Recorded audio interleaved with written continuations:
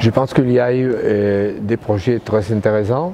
Quelques-uns ils sont remarquables par sa sensibilité, les choix des matériaux, l'espace, la lumière et la grande capacité technologique de résoudre tous les problèmes.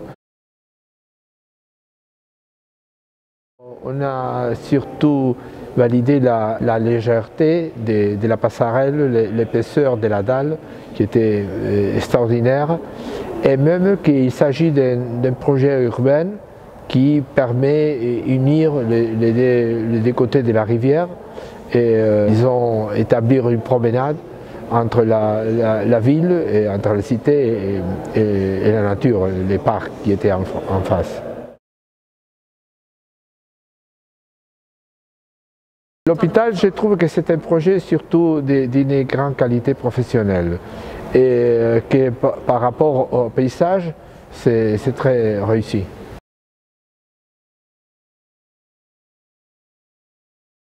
Le musée Nogent, je trouve un projet très intéressant du point de vue de la choix des matériaux et de la sensibilité pour la lumière. Et même les rapports entre l'ancien et le moderne, l'échelle et les rapports avec le village, que c'était un rapport très réussi. On dirait que c'était un bâtiment un peu atemporel.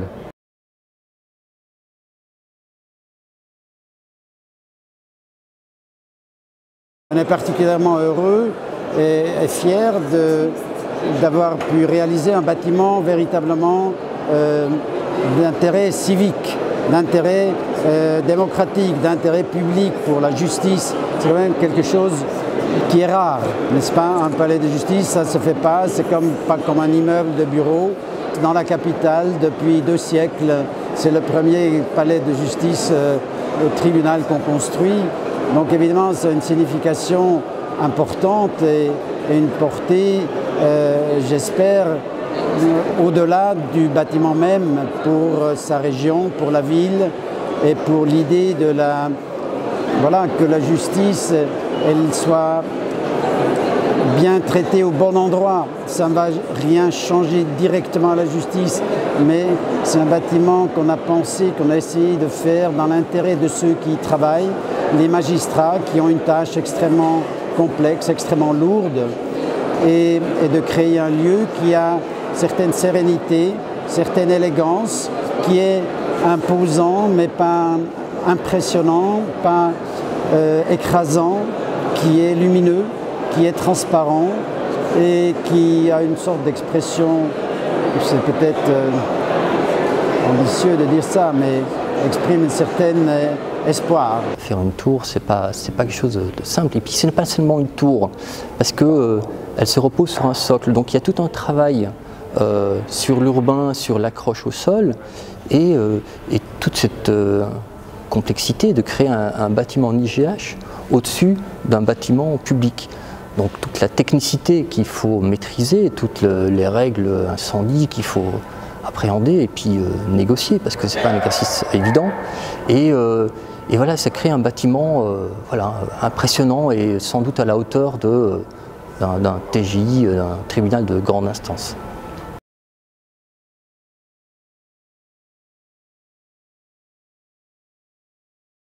Ce qu'a remarqué le jury sur ce centre, c'est la manière dont l'architecte a su en faire un vrai quartier, un vrai morceau de ville en fait, avec des rues, des places, des lieux de convivialité, et pas seulement en fait un lieu d'hébergement pour en plus des populations qui sont souvent dans des situations délicates, difficiles. Donc en faire vraiment un morceau qui appartienne à la cité publique, à la ville.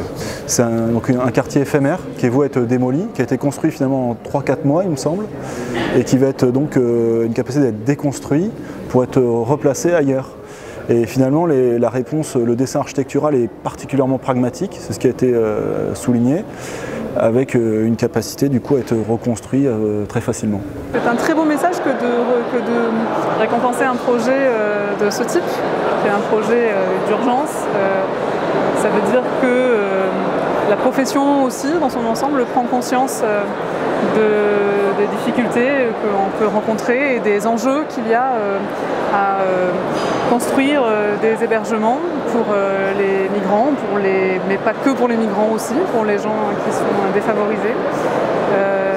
Voilà, donc c'est un vrai enjeu actuel et c'est effectivement un vrai signe qu'envoie la profession aussi, que de dire on a entendu le message, on a conscience que c'est un fait important